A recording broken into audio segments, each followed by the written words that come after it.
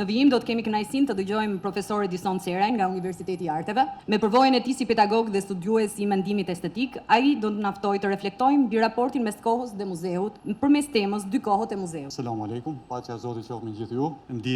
Kam kënaqësi, ndihem shumë mirë që të jem i ftuar këtu në këtë nismë shumë të rëndësishme për qytetin, për Shqipërinë dhe po ashtu kam kënaqësinë që jam në këtë konak të vërtet, që është konaku i njohur si Sarajët. Padyshim është një nga vendet më goditura për ta ndërmarrë këtë lloj projekti, siç është dhe Muzeu i Artit dhe i Trashëgimisë Islame që pritet me u ngrit. Kumtesa ime titullohet Dy kohët e muzeut. Fillimisht është më poetike seç duket, sepse ka rallë e mramja dhe u zgjatën pak, nuk e kam shumë prozaike. Është e shkurt, kështu që le të fillojmë. Du ta nis me një autor shumë njohur, Stanislav Lesin, i cili do ta kishte quajtur mendimet pa krehura. Këto mendime që unë kam dhënë kanë nevojë disa prej tyre me u kreh, me u rregullu pak, por me thon drejtën nganjëherë kur je i pa krehur ngjan edhe më bukur, varet ku sheh, varet ku je dhe varet si nihesh me veten. Du ta nis me një pyetje të thjeshtë në dukje, si matet suksesi i një muzeu? Me suksesin e modernitetit, globalizmit dhe inteligjencës artificiale, pra me shpejtësinë e vjetrimit që ato shkaktojnë, me harresën, me një modus vivendi që ka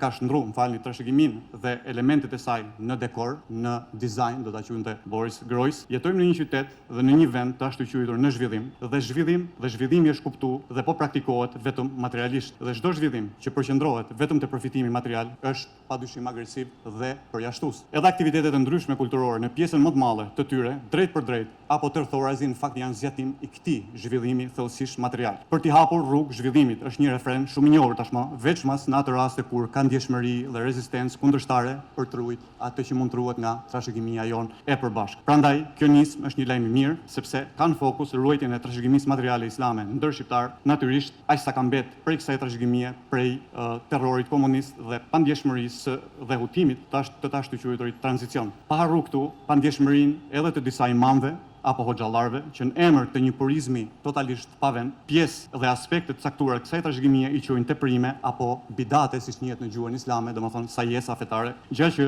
kujton vrullin e dikurshëm revolucionar për me luftu zakonet prapanike. Kur vizitojmë një muze, më shumë se sa me zbulu se si kanë qenë një vepër apo një objekt në të kaluarën, duhet me zbulu e reflektu se sa kemi ndryshuar ne sot. Dhe mbi të gjitha, çfarë lloj ndryshimi kemi zgjedhur. Në këtë kuptim, nuk ka vend për ndonjë kult mbi të shkuarën, por për përpjekjen për me nxjerrë mësime në tashmen. Objektet muze duhet me i pa si pasqyrë antropologjike ku mund të krahasojmë fetarinë dhe veçoritë tona krijuese në kohë dhe hapësirë. Vizita në muze është një udhtim nga një gjendje estetike drejt një thellimi etik, sepse estetika dhe etika janë pandashme dhe duhet jenë të tilla. Objektit në muze i paraprin shkëputja nga qëllimi për të cilin është krijuar, dalja nga kontekst për me shndru kështu në tekst. Natyrisht nëse me tekst nuk në kuptojmë thjesht vetëm fjalë dhe fjali. Çdo objekt i shkuarës është një tekst i hapur në tashmen, një shenjë heshtur që mundet me u kthy në melodi apo me i kthy, me i shndërru në melodi zhurmat e kohës. Që muzeut mos jetë vetëm një log i mbyllur, por një çelnaj ftuese, ka nevojë për një hapësirë në trajt galerie dhe këtu vi